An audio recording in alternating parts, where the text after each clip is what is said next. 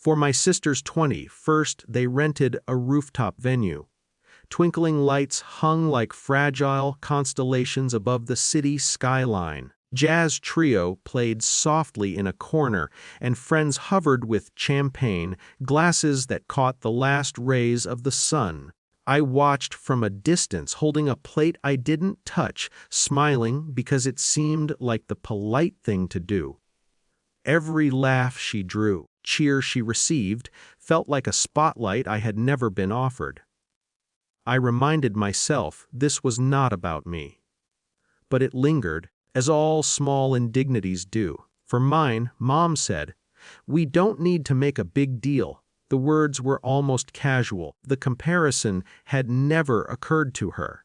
A grocery store cake sat on the kitchen table, frosting slightly smudged on one side. Parents sang Off-Key, each note slightly askew, yet delivered with earnest pride. I smiled, but I did not argue, not point out the contrast.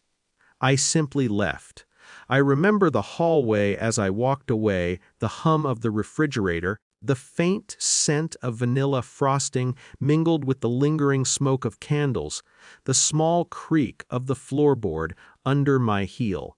These minor details became etched in memory, precise reminders of what I had been given acknowledgement only in the smallest, quietest form, and always at someone else's convenience. The resentment did not explode into confrontation. It simmered, quiet and controlled. I did not demand recognition. I did not cry in the kitchen or storm the streets.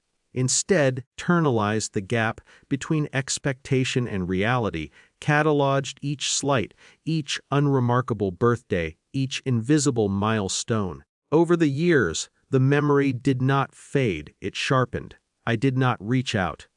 I did not announce my existence or my independence. When an anniversary came around, when a birthday reminder flashed on social media, I felt the familiar tug of invisibility. Tapped pause, then let it pass like water over smooth stones. I learned to exist without permission, to thrive without acknowledgement. The shift in power was subtle, almost imperceptible.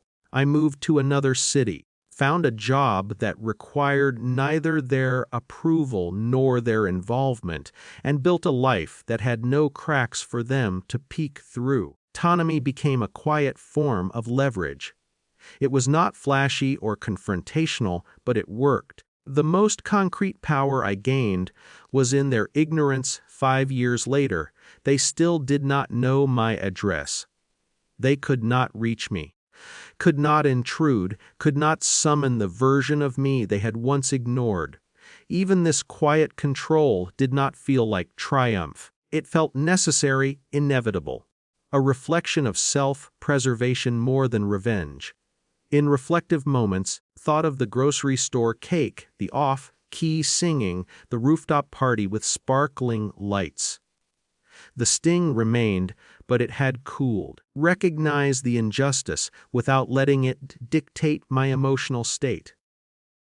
Occasionally, I imagined their reactions 5 years into the distance. I imagined Mom flicking through an old address book, realizing that all the details of my life, the street, apartment, the city, were unknown. I imagined my sister glancing at photos of her own celebrations, oblivious to the life I had quietly built elsewhere. But I left no hints, no breadcrumbs. No calls, no letters, no subtle manipulations. My absence was my only statement, and it needed no punctuation. The internal narrative evolved. Silence became a language. Autonomy became a subtle, almost invisible form of authority. Each time I received a message that asked, "Where are you now?"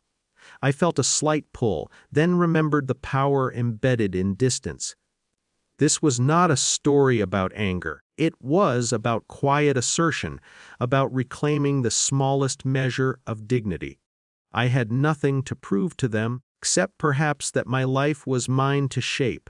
Memory became a canvas of small, vivid details. The taste of the cake, the smell of candles mingled with vanilla, the sound of my parents' off Off-Key singing, the rooftop lights glittering over my sister's hair. These fragments stayed with me. They reminded me of the gap between what was given and what was deserved, patience required to reclaim even a fragment of control. Evenings brought reflection. In my apartment, quiet and contained, I sometimes replayed those moments, noting the subtle ironies. They had planned, organized, celebrated. They were giving life meaning. Yet 5 years later, the shape of my life remained unknown to them. The contrast was undeniable, was not triumph. It was simply quiet control, the kind that required no announcement, no spectacle. Sometimes I thought about reaching out, the idea hovering briefly in my mind like a candle flame. But the moment passed. Boundaries, once respected and maintained, were more powerful than any shout, any argument, any tearful explanation. My life, distant and self-contained, became the clearest statement I could make. I existed, and I existed on my own terms. I never forgot the cake, never forgot the rooftop party. I never forgot the disparity, but I did not need to confront it. The consequence, the family's inability to know me, to reach me, was complete, quiet, undeniable. And in the stillness of evenings, when the city hums and my apartment feels too empty, I smile softly at the memory, not in anger, not in triumph, not in revenge, simply in recognition of the life I have chosen and the quiet dignity I have reclaimed. And that is enough.